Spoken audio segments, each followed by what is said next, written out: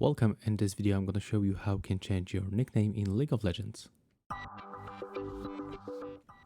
First of all, we have to select Store.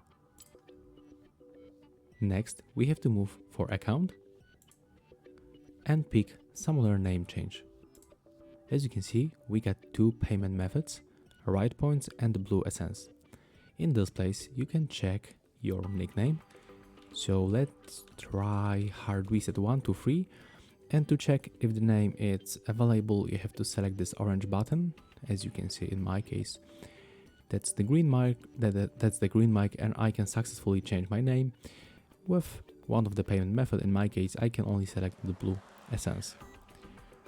After that, when you pick the payment method, your nickname will be changed. But in the most cases, you have to sign out of your account. So basically, you have to click on the X in the right upper corner, select sign out, and after that, just make quick relog. After that, your name will be changed and you will find it in the right upper corner. That's all for this video. Hope you like it. Remember to leave a like, comment and subscribe to our channel.